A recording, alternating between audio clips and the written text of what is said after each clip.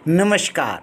इन खबर में आपका स्वागत है। भारत चीन सीमा पर चल रहे तनाव के दरमियान एक बार फिर ड्रैगन ने हिमाकत की है।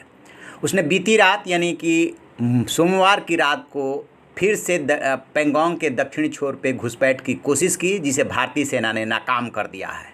सूत्रों के हवाले से जो जानकारी मिल रही है उसके मुताबिक वार्निंग फायरिंग भी हुई है और ये दोनों देश की सेनाओं ने की है, लेकिन अल्टीमेटली चीनी सेना को पीछे हटना पड़ा है।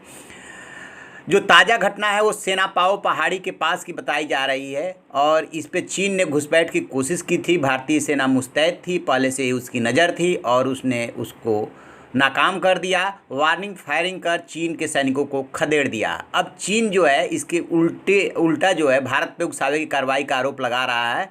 उसने भारतीय सेना पर एलएसी पार करने का आरोप लगाया है और उसका कहना है कि भारतीय सेना ने उकसावे वाली कार्रवाई की और चीनी सैनिकों पे गोलीबारी की, जबकि हकीकत यह है कि चीनी सेना ने घुसपैठ की कोशिश की, भारतीय सेना ने उसे रोकने की कोशिश की, उसके बाद उसी दौरान वार्निंग फायरिंग की। ग्लोबल टाइम्स जो वहाँ का सरकारी अखबार है उसने जो है फिर एक बार भारत के खिलाफ जहर उगला है और आरोप लगाया है कि भारत की सेना ने एलएसी क्रॉस की और ये उकसावे की कार्रवाई है, चीन इसको बर्दाश्त नहीं कर सकता। आपको बता दें कि 29 और 30 अगस्त की रात को जो कार्रवाई हुई थी वो इसी इलाके में हुई थी।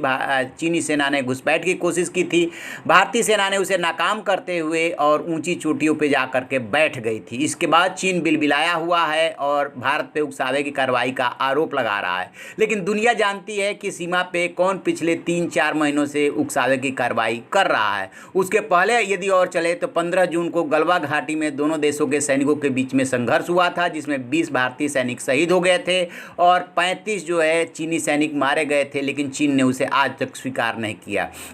जहाँ से घुसपैठ की शुरुआत होती है 5 मई को, इसी पेंगोंग लेक पे दोनों देशों के सैनिकों के बीच में फिजिकल झड़प हुई थी, हाथापाई हुई थी, मारपीट हुई थी, वहीं से घटना की शुरुआत होती है। अब भारत कह रहा है कि आप जो है 5 मई से पूर्व वाली स्थिति में जाओ, लेकिन चीन जाने को तैयार नहीं है। पेंगोंग लेक के फिंगर 4 से लेकर के फिंगर 8 तक कब्जा करके बैठा हुआ है और ठीक उसके दूसरे डायरेक्शन में दक्षिणी छोर पे भारत टॉप की चोटियों पे बैठा हुआ है।